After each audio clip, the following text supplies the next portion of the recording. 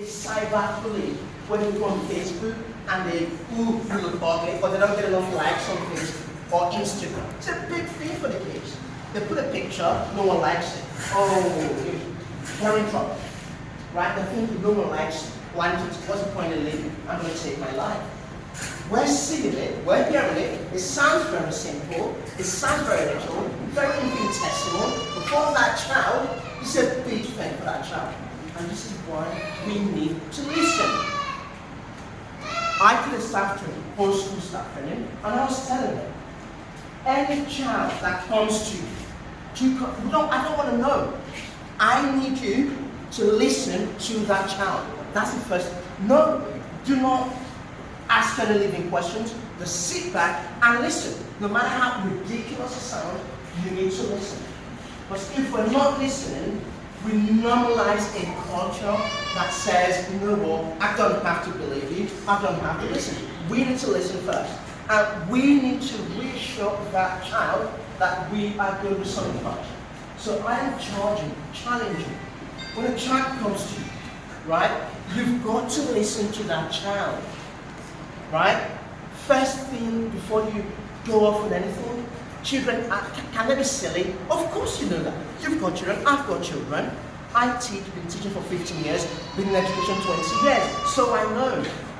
Right? I've taught people that have come back to teach in the same school with me. I've taught people that are very well to do, doctors, lawyers, and I just said to you before you lot came in, I don't want to be like that, I taught you as well. Mitchell, I told you, you will do the same as well. But we owe that child to listen, and that's what we need to do. You've got to listen. Regardless of what they say, you've got to listen. Hear them out. It makes a difference to them. Because if you don't listen, if you're quite standoffish, if you just don't have a service, guess what? They won't come to you next time. Same with your children, and you know this. They come to you by issue. You listen.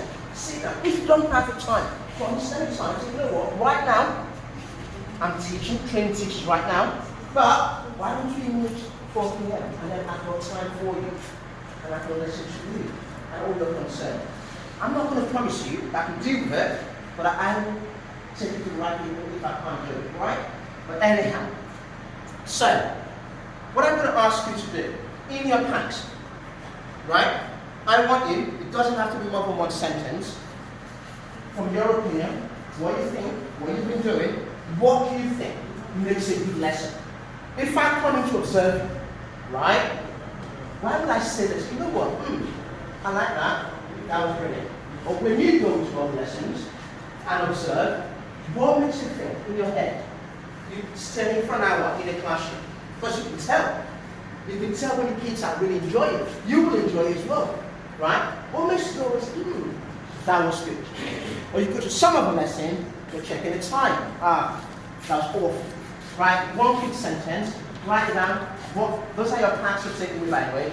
Write down what you think makes a good lesson. Off you go. What makes a good lesson? Take photos, yeah?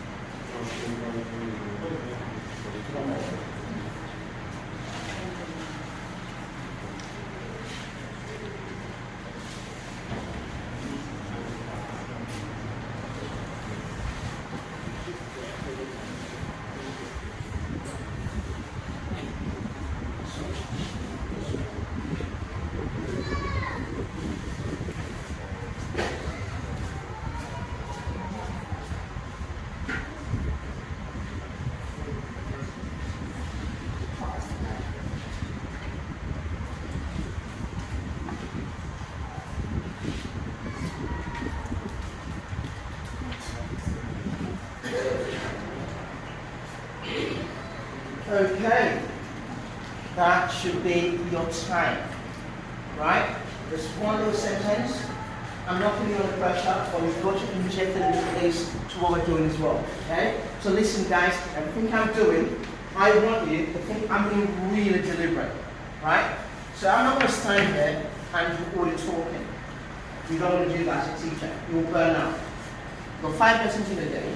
You can't talk. No. You've done the planning, then you can see what you want. All you're doing is facilitating. So you don't want to work harder than the kids. The kids will be working harder than you are. Does that make sense? So give them things to do. Explain it, you sit back, they do it, you check the knowledge, you check their understanding, have they got it? Does that make sense? That is how we do it.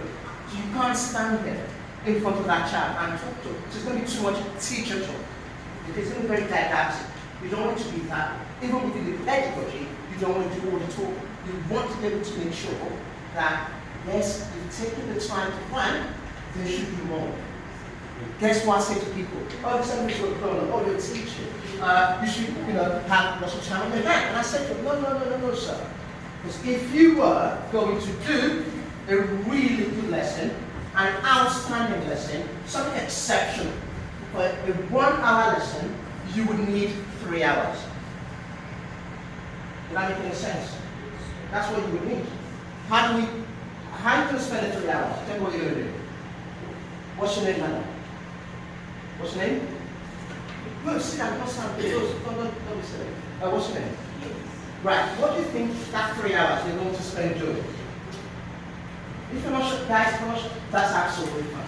We're all learning, okay? This is how we teach, so we get everybody involved. So everybody will speak before the end of the session. Yeah? Deal? Just say it to you.